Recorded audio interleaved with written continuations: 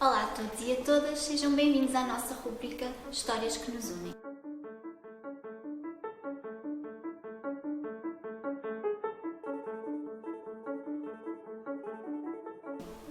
Hoje estamos aqui, eu e a Dulcineia, e vai ser a Dulcineia que nos vai apresentar um novo livro para o nosso baú, que será o livro da arte para crianças.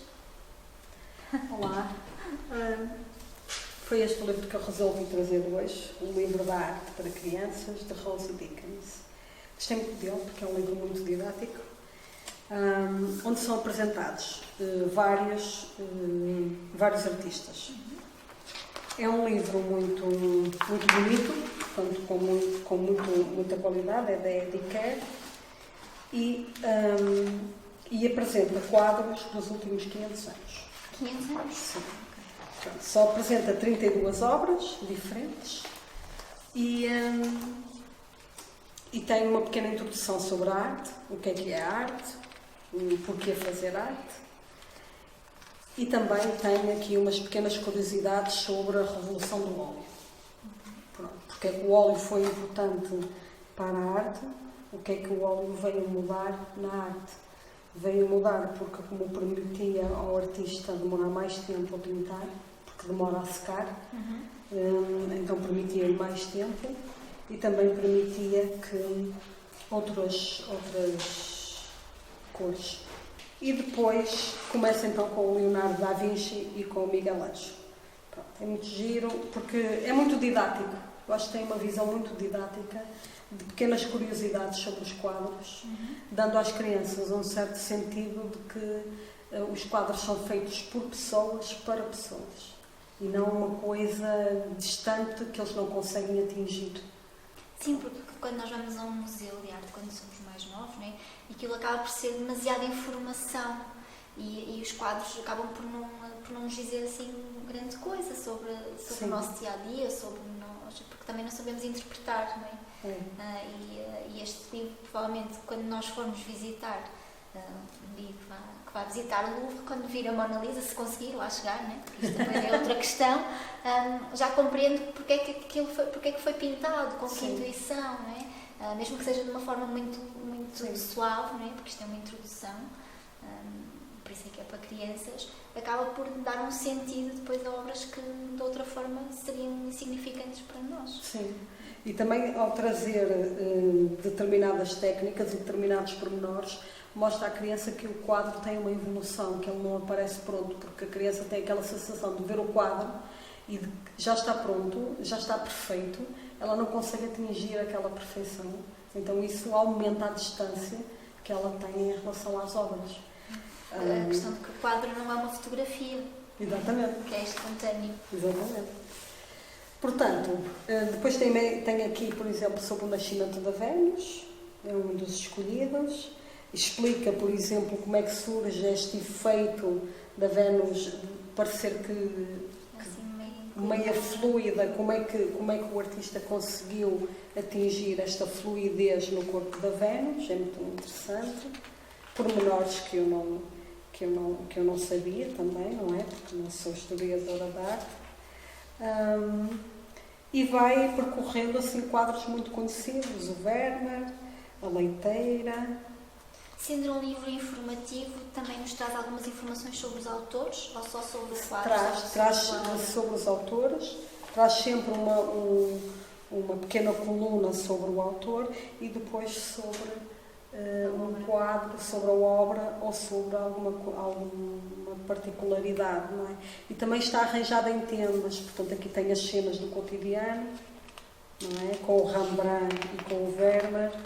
Depois passam para as naturezas mortas, com flores e frutos, passam para outro artista que tenha pintado mais naturezas mortas, passam para os retratos, neste caso com o Goya, não é? Os retratos perfeitos.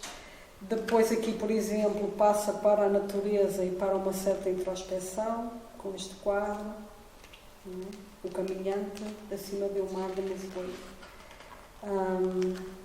Por exemplo, neste caso da Ofélia, até explica como é que este aspecto que elas têm de estar em água, de estar em sofrimento, de estar a dormir ao mesmo tempo que está meia desmaiada, como é que o pintor fez isto? Meteu mesmo uma modelo dentro da água, numa banheira. Coitada, ela sofreu um bocadinho.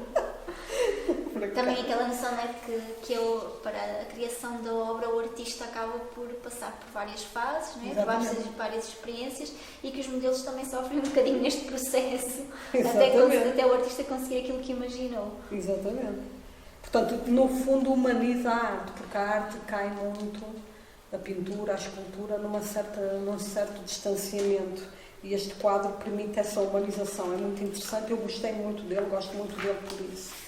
Por exemplo, aqui explica muito bem porque é que este quadro, nós olhamos para este quadro e pensamos, ele funciona tão bem, mas eu não sei porquê. E então eles explicam, não é? Eles explicam que o Turner, de facto, viu esta, até diz aqui, o quadro mostra-nos um rebocador, puxando um navio de guerra, não é? Rebocador puxando um navio. Para a sequata. E o Turner assistiu à cena, mas ao pintar, mudou alguns pormenores, dando dramatismo ao quadro. E o que é que ele mudou? O Temeré, não é? Já tinha perdido os mastros, mas o Turner desenhou-os, exagerando o contraste entre a elegância do navio e o rebocador atarracado. E depois acrescentou este pôr-do-sol inflamado para dar um certo dramatismo e uma sensação de fim e de perda.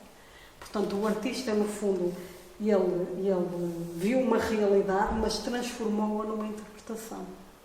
E isto também é importante para se perceber como é que um artista, no fundo, produz os seus quadros, produz aquele produto final que nos apaixona, como é que ele chega lá. Ele faz todo um caminho. E tendo aí vários artistas de diferentes correntes artísticas também, conseguimos perceber como a arte também se foi modificando ao longo dos tempos, né? Os estilos que foram surgindo, que numa altura nós passamos pelos retratos quase fotografia, não é? E que depois passaram a ser uma interpretação muito mais fluida da imaginação de cada artista. Sim. Exatamente. E também as temáticas, portanto, além dessa evolução, como o livro está organizado por temáticas. Temos aqui o Degas com as suas bailarinas, não é? Tem aqui um pequeno texto sobre ele, a dizer que ele no final da vida ficou com problemas de visão e não sabia, que se dedicou à escultura. Portanto, tem sempre assim pequenas coisas, não é? Que humanizam tanto o artista como as obras. O Lago dos Nenúfares, portanto, novamente a natureza em destaque, a natureza durante muito tempo. Sou uma fã de Monet, mesmo muito fã. E tem aqui, e aqui diz que o Claude Monet adorava pintar o lago do seu jardim. O quadro mostra o lago no início do verão, com a luz do sol, banhando as folhas e os nenúfares e a ponta de estilo japonês. Outra curiosidade, não sei se aparece aí, é que ele primeiro plantou os seus jardins, ou seja, estes jardins que ele pintou existiam, ele primeiro plantou-os e só depois é que os pintou. Ou seja, também nos dá esta coisa da construção. Exatamente. Da sua obra. Sim, muito giro. Aqui temos o Van Gogh, não é? Não podia deixar de ser o Van Gogh com os seus girassóis. É muito interessante porque eles juntaram esta grande amizade que ele teve com o Gauguin.